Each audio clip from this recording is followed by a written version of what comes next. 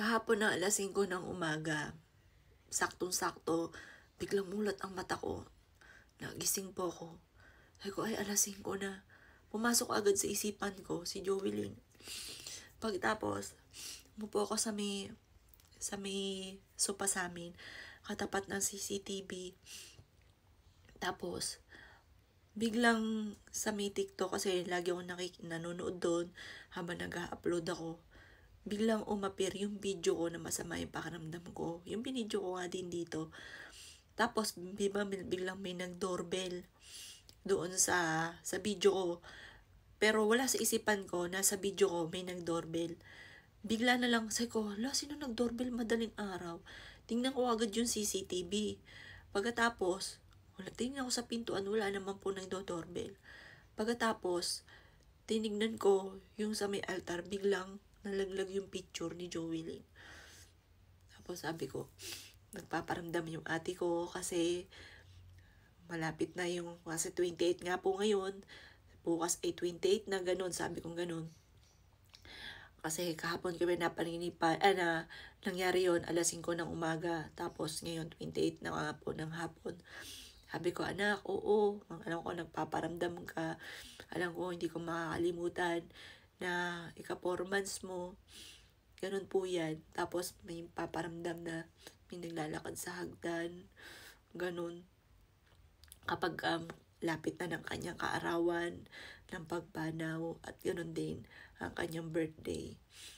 Or kaya may mga special na okasyon, kagaya ng mga may birthday sa isa sa amin, Christmas, basta laging lahat ng okasyon. Tapos mapapanaginipan ko din siya. Ang panaginip ko naman sa kanya, siya po ay nakaupo, tapos nagkukwento ko sa kanya. Tapos nakikinig siya sa akin. Tapos ang panaginip ko pang isa, yung jowa niya ay na kumakain sila ng seafoods, tapos tawa siya ng tawa. Yan, kasi yung jowa niya ay pinabalik ko nga po dito sa amin kasi 3 years na po sila. Parang ang pakiramdam ko ay matagal sila nagsama. Parang malalim yung pinagsamahan po nila. Kaya parang feeling ko, nandun din yung presensya ng anak ko sa kanya. At ang daming mga paramdam na parang kapag dumadaan siya, parang bang kasama rin si Jovelyn. Ayun, parang kasama lagi. Parang inano ko din na kaya rin nandito yung taong to. Kasi parang gusto rin ni Jovelyn, parang gustong bigyan ng trabaho. Tapos kasi dati, lagi ko sinasabi sa kanya, kasi away at bati sila, aso't pusa. Lagi ko sinasabi, anak, kung hindi kayo magjowa, hindi ko yan tatanggalin kasi all around naman po yan. Ay ko, kahit ano naman pwedeng iutos, hindi siya masela na batay, masipag. Sabi ko lagi sa kanya, kung hindi kayo magjowa, hindi ko siya tatanggalin.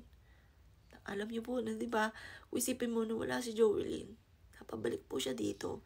Kung iisipin po yung salta kong yun. Kasi lagi nga po sila nag-aaway. Kaya bilang isang nanay, nasasaktan ako pag lagi sila nag-aaway. Pero yung ngayon, ang dami laging paramdam. Minsan, may mga paru-paro, kahit sabi nga po nila, nung makalipas daw ng 1 year, akita daw sa langit, hindi na magpaparamdam, pero hindi sa anak ko. Nararamdaman ko pa rin, nandito siya, naaamoy ko siya. Pag may tanong ako, dumadaan siya sa panaginip ko. Iba. Sa iba, madaling sabihin. Ako may kukwento sa inyo. Nung napabuhay pa yung aking anak, merong malapit na nawala sa amin na nanay naman po niya. Ngayon, pinost niya to sa Facebook. Sabi ko, anak, tingnan mo, pinopost pa tong ganito. Hindi ko kasi naunawaan kasi wala pa namamatayan sa amin. Si Jovelyn pa lang ang first time, ang aking prinsesa. Ay, hindi ko naunawaan. Anong nangyari sa akin po yun? Kaya ngayon, pag nakakita ko ng gano'n, nakaka-relate ako. Nag-i-emoji ako, umiiyak na lang. Kasi, dati-dati gano'n din ako. Sabi ko, anak, ba't kailangan pang i-post? Nakakatakot naman kasi hindi naman sa amin po yun. Parang ang dating nakakatakot naman kasi pinupost pa yung ganito.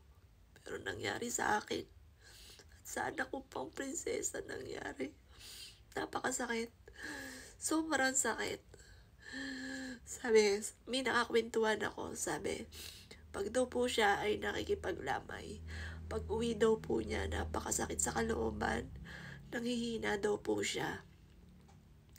Sabi ko, sino naman yung iyong pinuntahan ng lamay? Kaano-ano mo ba yun? Sabi niya, kaibigan, naranasan mo na ba yung pamilya mo, lalo't mahal mo sa buhay? Hindi pa daw. Pag naranasan mo yung parang kang namatay na rin. Napakasakit. Sobrang sakit. Sobra. Kailangan lang talaga maging matatag kasi may anak pa akong isa. Pero yung sakit talaga sobrang sakit. Sobrang sakit. Di wala man lang sa isipan ko. Naiiwan kami ni Joelyn. Kasi nasa isipan ko, magkakaroon ako ng maraming apo. Baka mabuntis ka agad yung anak ko kasi may mga jowa lagi. Yun ang nasa isipan ko. Wala man lang sa isipan ko na iiwan kami ni Joelyn. Wala talaga sa isipan ko na mawawala si Joelyn. Kasi hindi sakitin yung anak ko. Tapos bawat problema niya, alam ko lagi matapang yung anak ko. Hindi siya mawawala, hindi siya susuko. Hindi siya mawawala sa amin. Wala talaga sa isipan ko nangyari ito, lahat ng ito.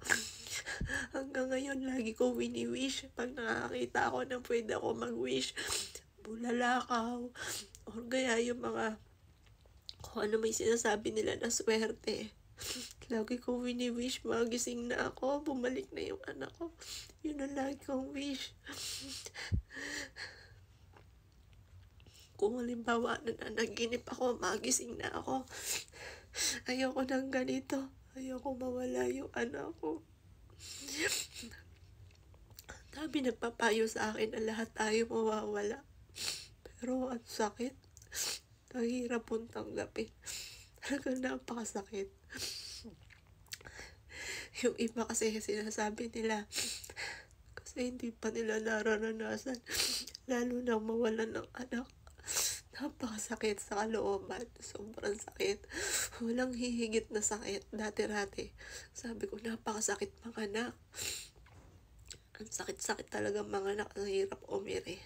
Wala pala yun yung mga ganun sakit. Wala pa yun sa taong nawala ng anak. Lalo na yung anak mo, mahal na mahal mo talaga. Nagagawin mo lahat para maibigay lang lahat ang pangangailangan ng iyong anak. Alam po yan ng aking anak. Gagawin ko lahat para sa aming pamilya, para sa mga anak ko. Pero hindi ko inaasahan mawawala ang aking anak. Sobrang sakit.